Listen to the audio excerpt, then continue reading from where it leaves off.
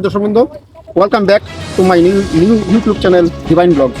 আজকে আমি সরজিৎ ঘোষ ডিভাইন ব্লগসের মাধ্যমে আপনাদের তারাপুর শিববাড়ি রোডের যে কন্ডিশন, সেই কন্ডিশন নিয়ে আপনাদেরকে তুলে ধরছি।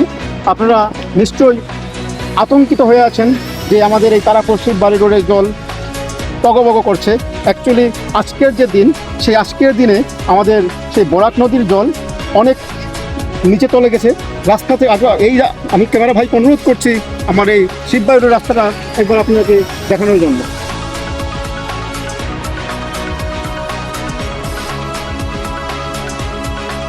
তো দর্শকবৃন্দ, আপনারা দেখতেই পাচ্ছেন জল রাস্তা থেকে নেমে অনেক দূর চলে গেছে, কিন্তু নদী পুরো ফুলানো, আমাদের এই বরাক নদী পুরো ফুলানো আছে। আপনারা তথাপি আপনাদেরকে অনুরোধ করছি, আপনারা যে যেখানেই থাকবেন সাবধানে থাকবেন, সুন্দর থাকবেন, সুস্থ থাকবেন। এখানে জিও ব্যাগ লাগানো হয়েছে, জলগুলো যেন রাস্তায় না আসে। আপনারা দেখতে পাচ্ছেন যে জিও ব্যাগ দিয়ে সেখানে একটা ড্যামের মতো তৈরি করা হয়েছে।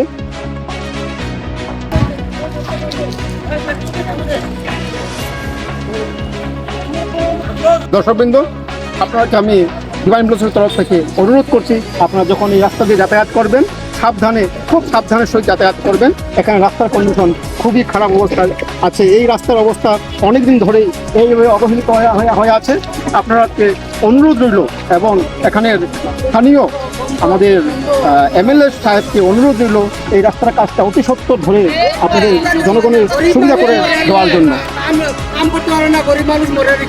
এখানে দেখুন ব্যক্তিগত স্থানীয় লোক আছে, রাস্তা দিতে দেখতে পাচ্ছেন এখানে লোকাল স্থানীয় জনগণ যারা আমরা তো গাড়ি চালাই, এই গাড়ি কেন ছাড়ে না? রাস্তা ঠিক করে এতদিন হয়ে গেল, আজকে 10 দিন হয়ে গেল রাস্তা এখনো বন্ধ করে দিয়ে রাখছে। এই 10 দিনে কি রাস্তা ঠিক হয় না? এতদিন হয়ে গেছে, দুটো গাড়ি তো পালাইতে পারে, দুটো গাড়ি তো পালাইতে পারে। তো দর্শকবৃন্দ, আপনি দেখতে পাচ্ছেন এখানে স্থানীয় জনগণের অভিমত। আপনাদের কাছে অনুরোধ রইল, ওনাদের যে আওয়াজ, সেই আওয়াজটা সবার সম্মুখে তুলে ধরার জন্য আপনার কাছে আমার ডিভাইন ব্লগের তরফ থেকে অনুরোধ রইল। এই বলে আজকে আমি আমার ডিভাইন ব্লগ এখানে সমাপ্ত ঘোষণা করছি। জয় গুরু।